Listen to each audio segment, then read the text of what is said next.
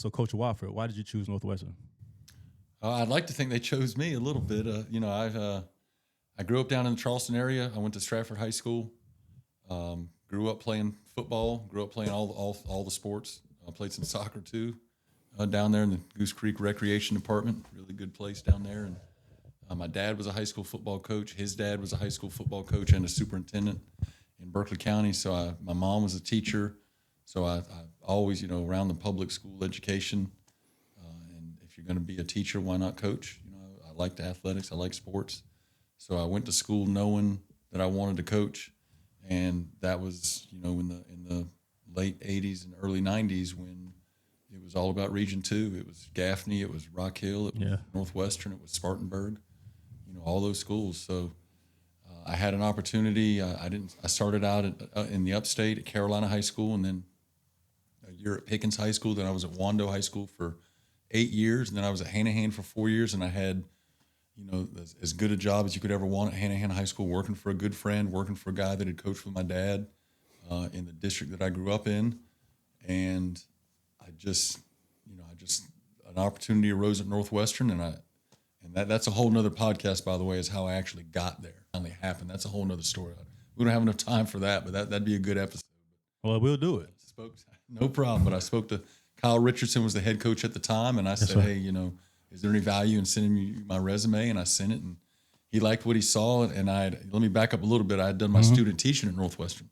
So I went to Winthrop University, played some baseball. I was on the team. I won't say I played, but I was on the baseball team.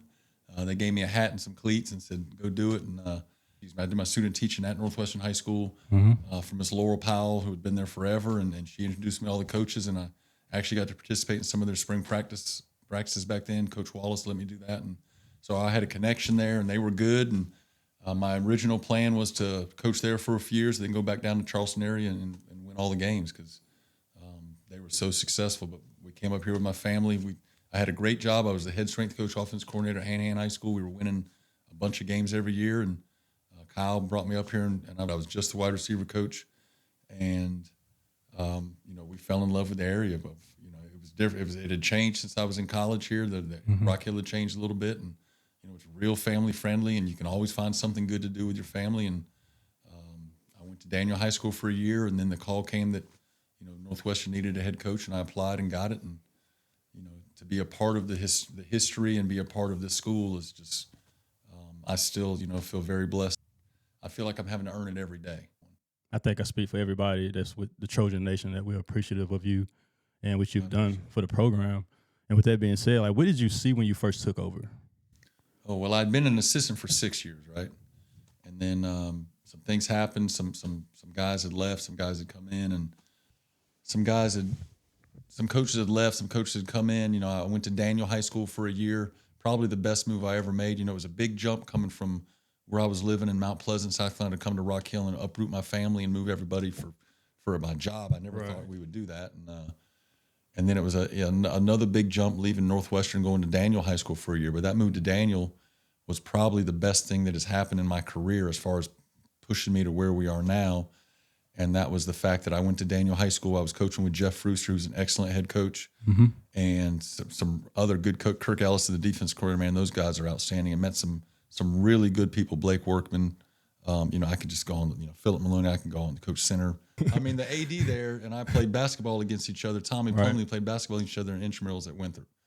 So there was a little bit of connection there, but not much because his team was always beating my team. But anyway, I still got a chance there to coach, and at that time, Dabo Sweeney's son, Brent Venable's son, Danny Pierman's son, and Mickey Kahn, all four Clemson coaches, all their children were playing at Daniel High School. Wow. So, and they were all four quarterbacks. So, I'm sorry, Dabo's son was Clay was I think it was Clay. Clay was a wide receiver, but the other three were quarterbacks, and I was a quarterback coach. Okay. So, being at practice, and I thought I knew what pressure was. My first game at Northwestern was Gaffney Northwestern as an assistant. So that's a big deal. Oh yeah. I thought that was pressure, but you never had pressure till you've been trying to coach at a high school practice, and you turn around and Dabo Sweeney, Mickey Kahn, Brent Venables, and Danny Pierman are sitting outside of a truck watching you coach their kids. and they're 10 yards away, and they're listening to everything you say and watching you and making sure. I don't know what they were making sure, but they're dads too. But that was pretty cool. Right. And then to coach in front of them in games and stuff like that was, and call plays and be successful on offense was pretty nice as well. But we had the call to go back to come back to Northwestern, and I had the opportunity and took it. And so when I got back to Northwestern, it was not what I had left. Just in 1 year, the program was really down. I think would be a nice way to say it. The program was down. Just some decisions. Really, I attribute it to what I call adult drama. Adult drama was really affecting the kids on the field, off the field, and the decisions being made were not being made with the kids in mind. It was just a lot of problems going on. And when I came in, we had to clean some of that up, and we had to do a lot of things. And that first season wasn't a whole lot of fun, and we were 2-8. And at one point during the season, I made the decision. I decided that, we're going to do it the way that I know I want to do it, the way that I know it can be done, the way that my mentors and the people that I look up to, the way they would run the program. We're going to do it that way no matter what. And if we win, we win. If we don't, we don't. But I know it'll pay dividends in the future. And then COVID hit. So, that really happened that didn't happen to us. That happened for us. Mm-hmm. Because we came out of COVID probably as strong as you could have come out of as any team in the state. And our record since that first year really proves that. We were 7-1 the year after COVID. We were in the semifinals and lost to T.L. Hanna. And then the next year, I think we were 11-2 or 10-2 or something, and made it to the second or third round of the playoffs. So, and then we just kept building from there. So, I came back, and the program wasn't in great shape, but I knew what it could be because I'd been here before. Mm-hmm. I knew the history, and I knew that if you can keep your own kids that are zoned for you at Northwestern, you're going to win a bunch of games. And if you have a good coaching staff, which I've been fortunate to have, a lot of those guys with me in the first year or have been there for 5 or 6 years, and we've kind of gelled and meshed and have a really good thing going on there. So it hasn't been easy, but it's been a lot of fun, and it's been rewarding as well. But I think we can still do even more. How did you deal with that pressure? Like, how do you deal with pressure like that? That's a lot.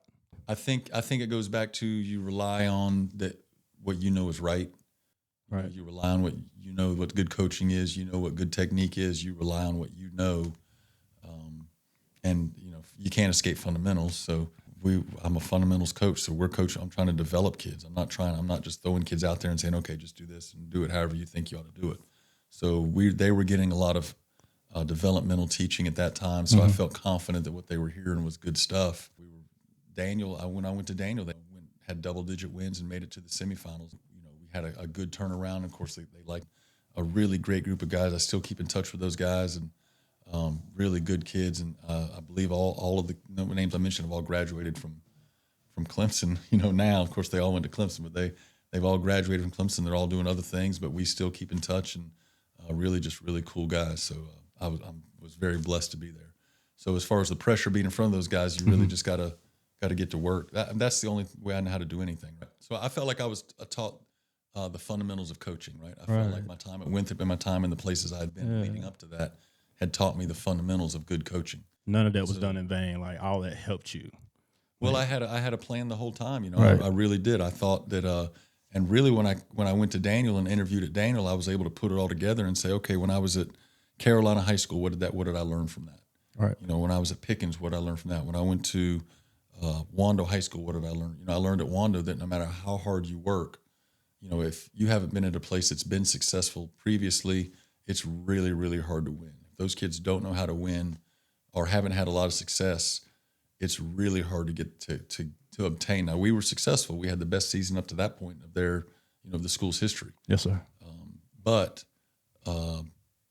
it's hard to obtain and then maintain that at places that really just hadn't had a whole lot of success. Then I went to Hanahan, and I learned from Charlie Patterson, who was the head coach there. He taught me that it's a long season. We don't have to have like two-a-days. That was back when two-a-days was a thing. Well, we didn't do two-a-days at Hanahan. He had come from Gaffney, where they were practicing once a day during that time, and he said, Coach, it's a long season. We don't need to grind on them in the beginning and get them to really resent being out there at a time when they should be having fun. So I've always remembered that. If you're organized and you have a good practice plan and you follow the plan and you stay on schedule, then you can get what you need done. And then, that led me to, coming hand-in-hand led me to Northwestern, where, learning from Kyle Richardson, who was, coming from had been in the college ranks for a few years and came to high school and was trying to mesh what he knew colleges do and what he knew high schools could do and try to put that together. Well, when you're learning from that and then you see how it can be done, it's like, okay, it can happen. It's possible to have a very, very high-level program. Coach Donato and I, the defense coordinator, talk about it all the time, and he says we're a high-level Division II high school, Division II college high school. We do everything that Division II colleges will do. And if we had, if we had more resources and more money and more, this or that we could probably be a Division I school. But, just with what we have and what we've been given and what we're blessed to have at Rock Hill School District 3, we're able to really have a really high-level program and produce high-level players as well. So and high-level people. So it's been rewarding. It's been fun. And I'm, like I said before, I'm just blessed to be here. Right. And then it sounds like y'all obviously have a strong connection from the coaches, the coaching standpoint, the players, transcending between all of that. What does the program stand for now? I'd like to think we stand for that if you can do things the right way, you can do things the right way and still win, and you can develop young men through athletics. Absolutely. Vision is to have the best high school football program in the country. That's the big vision, right? That's the big goal. Well, how do you do that? Well, you've got to look at the different areas of the players, the young men's lives, and say, okay, how can we improve them? And, if a player can come to me in ninth grade, can come to our program in ninth grade, and we can keep them, they stay with us for 4 years, then they should be better for being with us.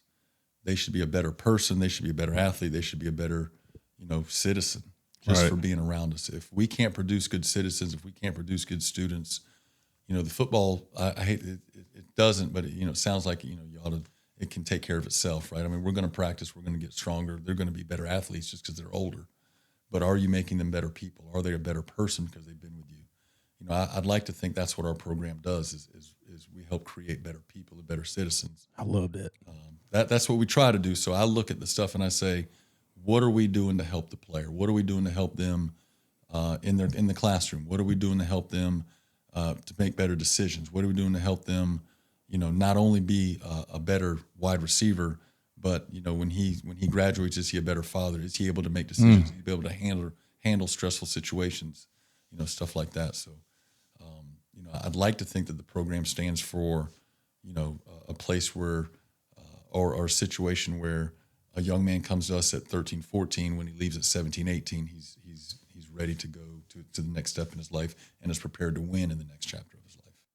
Well, now I know that we have more than just being Winthrop alumni in common. Yeah. I also love to help people. That's why I'm doing this. That's the ultimate goal, is to help people. Mm-hmm. Hopefully I know people are going to listen to this conversation and get some good stuff out of it, and it'll help them, give them some more perspective and things. And let me ask you this. What's a non-negotiable in the locker room?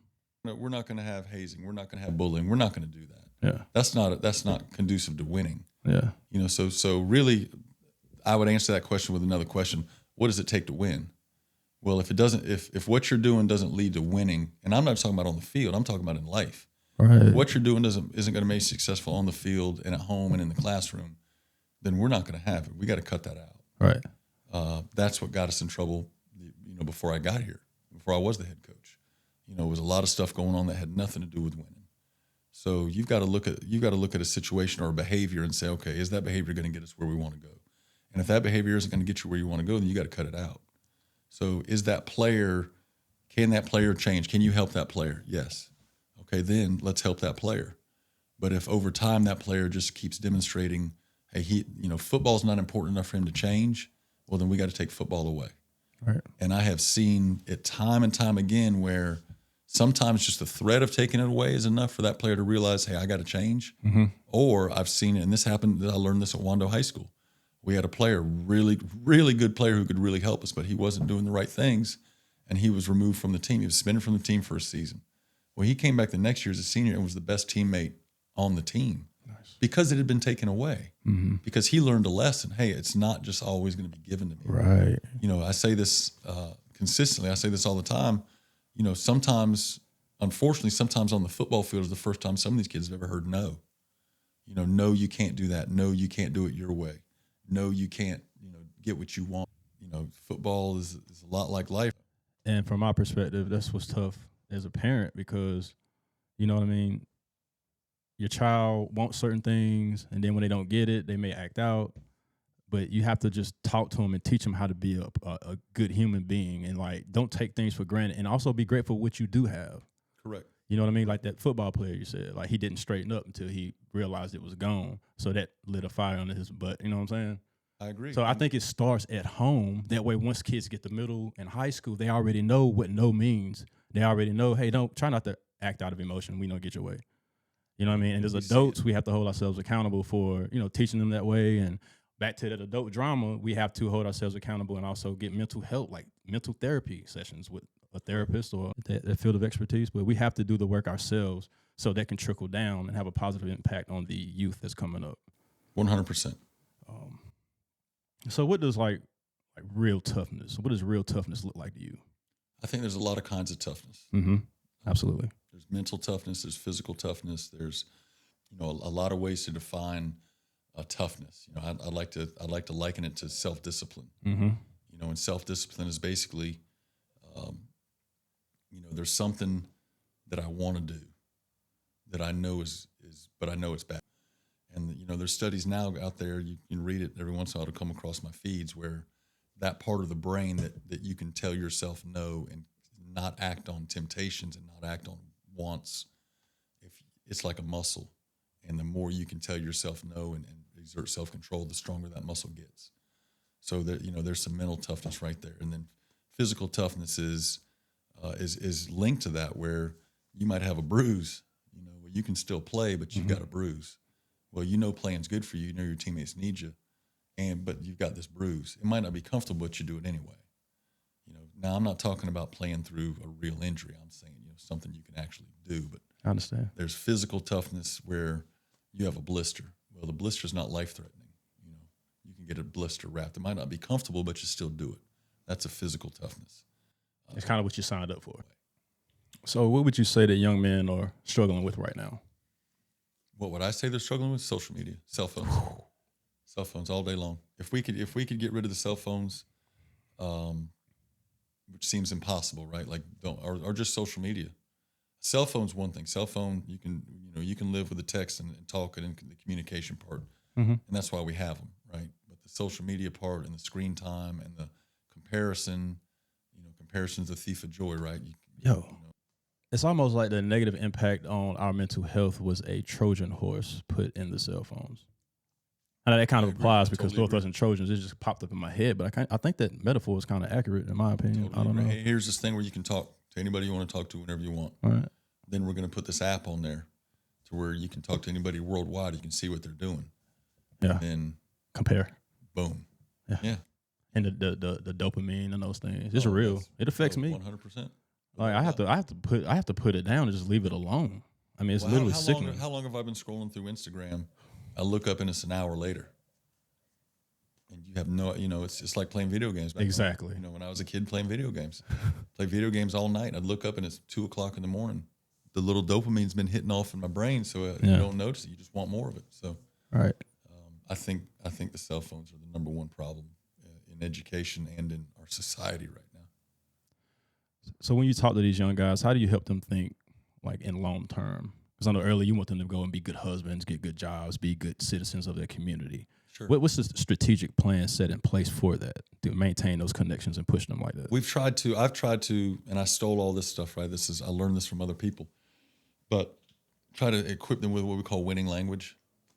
And I've got the same pregame talk every game. I've used the same one for 5 or 6 years now. And it's 4 pieces of winning language that I try to relate to. Maybe something that's going on that week, or maybe something's going on with the team we're about to play, or something else. But something that they can talk to themselves internally when a situation occurs, and remember to go back to that, and it works. The first one is so what, now what.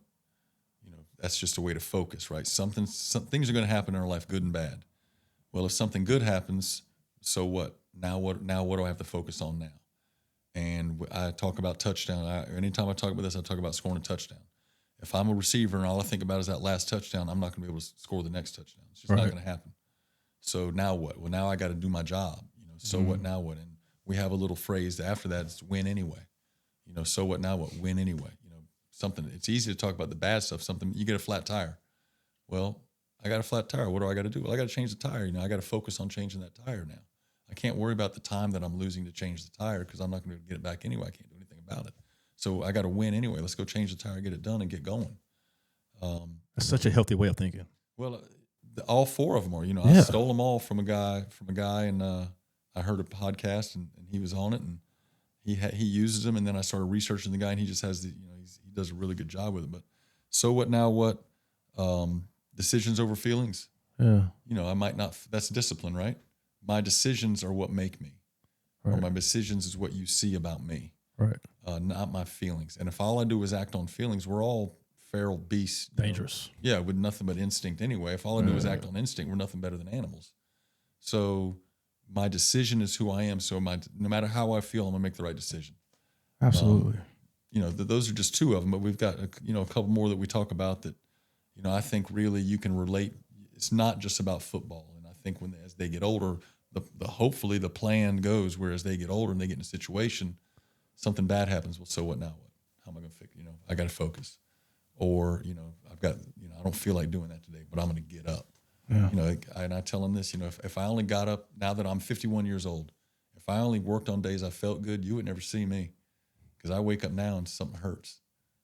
I know you said you only got 30 minutes. You only got 30 minutes for real? Keep going. Okay, thank you. How do you, when you're talking to the guys in the locker room about accountability, how do you approach that? Well, we hold them accountable, and the goal is for the players to hold themselves accountable. There it is. Right? In each other, right? In each other. Everybody has an assignment. Themselves and their teammates. The OL, cohesiveness, protect the quarterback. I'm not sure that you can teach them to hold each other accountable. I think that you can put them in I think that situations occur naturally through team sports where there are opportunities to hold your teammate accountable. But you want them to hold themselves and their teammates accountable. But in the beginning, it's the leadership. We talked about adult drama. It's the leadership making sure that they are making sure we are not only holding the team, but holding ourselves accountable as well, because they're going to do what they see. So hold ourselves accountable. Then it's easier to hold the players accountable. And then the goal is for the players to hold themselves and their teammates accountable. Back to the trickle-down effect. That's right. It's so real. It's so serious. Now, I'm going to switch gears a little bit right here. Whenever the city goes through something heavy, how do you address it? One of the things that I will tell anybody is I talked about cell phones. Well, I know when they're on the practice field, they're not on their cell phone. Right. I know when they're in our weight room for our football class or our weightlifting time or whatever, they're not on their cell phone. So whatever cell phone usage they're getting is not when they're with. So that's another reason to put them in sports. Right. Put them in some activity where put the thing away. Our middle schools have it right. You can't contact a middle school kid during the day on the cell phone because they put them in their locker. Mm-hmm. They come to the high school and they've got them out all the time. They got it. Well, I'm gonna say they got to do nothing. Let's put them away. Let's put them away, and they're not supposed to have them. But they've got it's human nature. Right. If I feel it in my pocket, I wonder what's going on TikTok. I want to laugh. I want to get that dope. I want to get that hit of dopamine real quick. Let's open it up and see what's going on. And I totally, my daughter's in elementary school, so I can't really speak on current high school parents. But who would not agree with the fact that it would be much better for them to keep it in the locker than when they're in class or whatever, so they won't have the distractions and whatnot. And it's a lot of beefing going on, like the bullying. The story we get is, parents don't want to be able to contact their kid if something happens. Well, my mom could come and get me. Just come up to the school. Yeah, exactly. There's a way to do it. So I'll call the front office and say. I think it's just people smarter than me have to figure out a way to present it and have it done to where, it can be done. I'm sure you and I both know it can be done. It can be done. It needs to be done. And I think we have people in our district that want it done. Yeah. It's just a matter of time before finally somebody's going to step up and say, okay, this is how it's going to work for me. And that's why I feel like what I'm doing is so valuable. So we can have people like community leaders such as yourself. I mean, to talk about these types of things, people got to listen and wake up and, we got to effectively change what's going on. So you asked how, when something happens, how I... Yeah, how do you with the team. Yes, sir. I think, and I learned this too as early on in that 2-8 season, our first season, that I cannot as a leader be afraid of conflict. You got to hit stuff head on. Right. So you just bring it up. You talk about it. And I've been in enough meetings and leadership conferences, and I've been to enough professional development in the school district and in my training as a teacher to be able to facilitate, group discussions, and talk and, this man's talking, let him talk. And then there's no judgment here. Right. Say what you got to say and let him get it out. And Yeah. there have been very few huge incidents where we've done something like that. But, there have been times where we just brought the team early on, especially where we had the team together and we just talked it out. I said, and I would have to be real too. I've got to be the first one. I've got to demonstrate, the vulnerability of, I don't know how to respond to this, guys. I don't know what to say. Yeah. I don't know how to respond to this situation. How are you respond? I know what not to do. I know not to go crazy and lose my mind and run around in circles. How do you get the guys on the team to protect each other versus compete against each other? I think the weight room has a lot to do with that because they're all struggling in the same place at the same time. Yeah. And I think, once again, me treating everybody the same, they're all on the same. They figure out they're all in the same place. They're all on the same level. Now they might tell you they're all treated poorly, right? That's the joke. I treat everybody the same, like dog. No, they're all treated with respect, and they've all got the same expectations. So I think that just unites. It comes from the top down, right? So that just unites the team to where they might be fighting. The common enemy might be me one day, where I am just, sometimes I'll put myself and I'll put the team in situations where Coach Wofford just lost it. He went, sometimes it's planned, believe it or not. It might be planned. Hey, we got to do something to wake these guys up. Well, Coach Wofford loses it. He's on one today, so I better watch out. And then, then you see him, hey, make sure you put that away. Make sure you do this. Make sure you run it this way. Make sure you do it that way, because they know that I've got no problem stopping practicing. Mm-hmm. So once they get that, I'm the bad guy, but it's also the players learning to keep an eye on each other and making sure that they're, holding each other accountable. What's the hardest conversation that you've had to have with a player and or parent? Oh, it's always if that player is not going to be able to be with us anymore, without a doubt. Without a doubt. I feel like I failed them. Again, we had quite a few. I say quite a few. There were more in the beginning than there have been in the last couple of years. But that's always the hardest when you have to tell them no. Like when I tell my own kids no, when I know they want to do something, but I'm not going to let them to do it. But I've also got a responsibility to the other 160 kids, and my sons are on the team. So if this young man has done so bad and they're given chances, there's we talked about non-negotiables. If usually it comes down to a behavior plan. If they do something pretty bad and it's not the end of the world type thing, then we could get them on a behavior plan and they've got 3 strikes and they can work through that plan. And here's how that plan works. Usually it's one or two ways every time. Either that plan goes, either I sign it, the kid signs, and the parent signs it, everybody needs to knows about it, and it goes on my desk, and we never have to pull that again because the kid straightens up. Or in a week, I've got 3 strikes, and then it's the final conversation, which is sorry. We've got to part ways for a little while. This is sometimes, usually there's a plan for that player to come back. Sometimes there's not a plan just because that player is so stuck in their behaviors that they're not allowing themselves to make good decisions that are going to lead them back to the program. What's it like coaching your kids? It's fine. I mean, they're good kids. They see them at home. I can separate dad, coach. I don't know if they can. It might be harder on them than it is on me. Yeah. I can separate on the field. I'm a coach. And on the field, I've got responsibilities not only to my kids, but to their teammates. Right? So I've got to make sure they're doing, they'll probably tell you I'm harder on them than anybody, but that might be on purpose because I don't want to give anybody reason to think that my son is going to get treated better or get any more. My oldest son is a wonderful guy. He's in the National Guard. He's a junior at South Carolina, makes good grades. He's a wonderful, wonderful kid. I'm very proud of him. He was not a starter. He did not start. So, that sends a message to everybody else, doesn't it? Yeah. Well, coach don't play favorites. I don't play favorites. There's no favorites if my son doesn't even start. Right. Isn't my son I promise my son's my favorite player. I promise you that. But if he's not good enough to play and start, then he's not going to start. Was that my fault? Did I not coach him up enough growing up? No. I mean, we had really good play. We got really good players. He was in the state championship game. He was there my first year. The first year we went, he was on the team then, so he got to some of the reward. But I think when you're putting kids in positions, and he knew he wasn't the best receiver as well, which is hard as a father to see him make that realization that he is not as good as some of his teammates. That's hard. So that helps him become a better coach too, because now I can see how parents respond to that. I can see how the players themselves respond to that realization that, hey, I'm not as good as I thought I was, or I'm not as good as I wanted to be. But he worked hard. He's a great kid, awesome young man, and is going to do special things. But that was a good situation. I wish he had been with us when we won the state championships. He wasn't. My youngest son has been with us for both of them.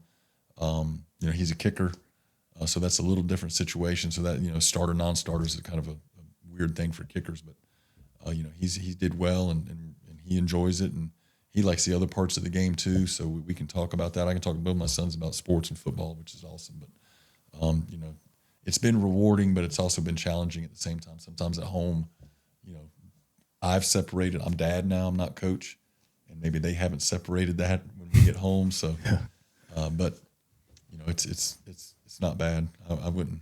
I'm not going to say it's a bad thing.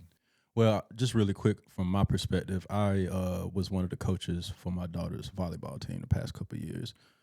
Like being dad, like you said, and then coach, and it seems to her from her eyes that I'm getting on her more than I am the other players. But back to what you said, you know what I mean? So, yeah, I can totally. I think with girls it might be different too. I think girls are a lot more sensitive the way things. Right. A lot more in tune with their emotions. Where guys is just, blunt force trauma, just and then girls are a lot more sensitive to things. I love you, Larry. Okay, so on a serious note, like at what moment, if there's one specific moment that you can think back on, when did you realize that it's more than just football, what you're doing? I mean, we're going way back to, when I was at Wando High School probably. Well, no, when I was my first year coach, I can go back to my first year coach at Carolina High School. We had a player pass away. He drowned. They were swimming. Two of his teammates were with him. They were swimming. It was up in the upstate in Greenville. No, this is in Greenville. And he didn't come up.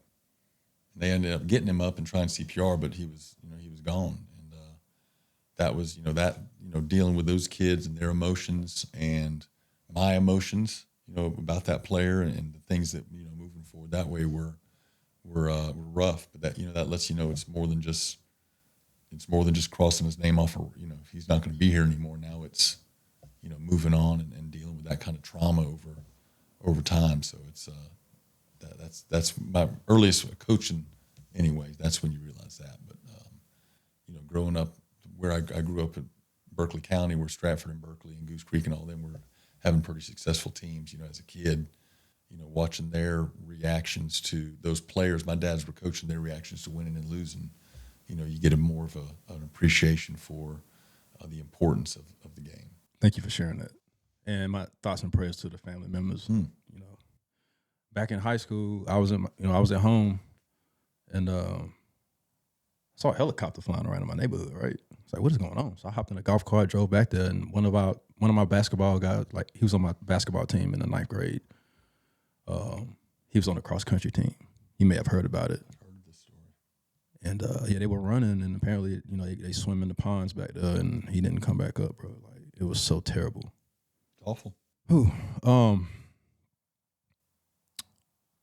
What separates players from leaders? I think leaders are, first of all, I'm not, once again, going back to accountability, I'm not sure you can teach leadership. You can encourage leadership. You can point out leadership and let them know what's a good leader and what's not being a good leader. I think that some players can be leaders in different areas. Some players can lead by example, which is the thing. Right.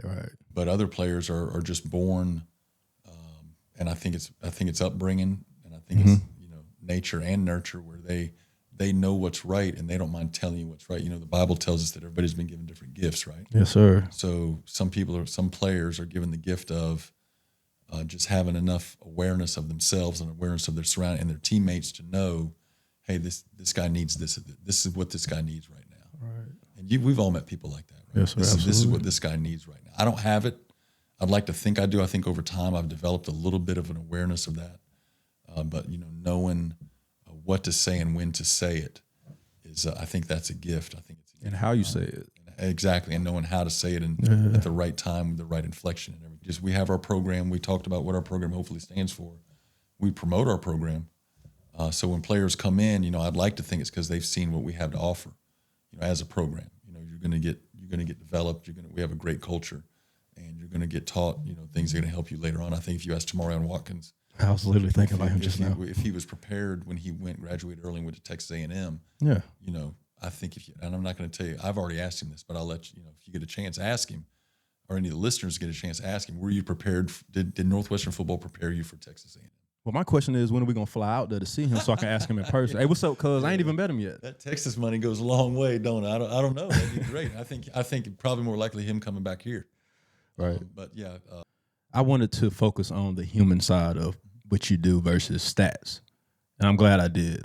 Like, just to set the foundation of what you about and what you represent. I dig it, bro. Appreciate that. Thank you so much. My daddy and my uncle, they was right. Like, you know what I'm saying? You genuine. You obviously love what you do. It's your passion.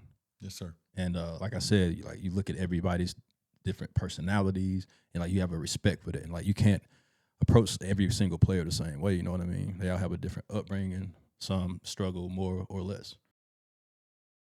What would you like to say to the community, any young man that's playing football or looking into getting into football that may be going through some things? What would you give them as far as a good message of hope and advice? It's funny you asked that. I thought about this. I was talking to somebody yesterday about this same kind of situation about being a man, right? Being a young man, and I hope that's our audience is young men. It's okay, as a man, and this goes back to the social media stuff that we see, right? And you see everybody going on, everybody complaining, gnashing their teeth, pulling their hair out. As a man, you go get your work done. No matter how you feel, you get your work done. Now, if you need help, go get help. If you need to talk to somebody, go talk to somebody. If you have a situation that you can't handle, ask. It's okay to ask for help. But it's not okay just to lay down and let it happen. It's not okay. And I think that some people would have you believe that it is okay to just, he's going through a tough time, let him just stay in his room for 2 weeks. Let him do this, let him do that. It is not okay, because at some point, because things are hard as a young man, as a man and an older man, it don't get any easier. It definitely doesn't. And if you don't learn the skills now to deal with adversity and the coping skills to not only deal with mental and social adversity and whatever, however you want to say it, you've got to learn it now just to get up and go. With that being said, I always say that, and I quantify with this as well, though. If you can't handle the situation, if you can't handle it, number one, it's not okay just to roll over. But number two, get help. Ask somebody for help, because somebody's going to help you. That's really the thrust of it, is somebody's going to help you. It just seemed like with my generation, asking for help was just like taboo. Like, you know what I mean? It was just like you would have seen less of a man, I guess. Well, I mean, how many times have you heard like I heard the stories my uncle's grandparents, father, his Different generation time. would go through, and it's usually physical, right? Mm-hmm. It's usually he had a broken rib, but he still went to work every day in the factory, or something like that. But we all know mental health is a real deal thing. So if you've got a broken rib, mentally, just mentally as an example, then go get it fixed. Please go get it fixed. Yes, I need strong to know to talk to somebody about it. It's gonna help. Yeah. Very few people very few get help. Very few people go to the doctor to get help and say, "Man, I wish I hadn't done that." Yeah. It's gonna help. So you might as well do it, and then you can put more yourself out there and even be even more productive. Right. But just not being productive and just not doing anything that's not an answer. Yeah, brother. Like, we'll do another one, please. Yeah, sure. Thank you so much for coming through. Happy to do it. Audience members, I appreciate y'all for listening and supporting what I'm doing. Peace and love at Dap A Hug.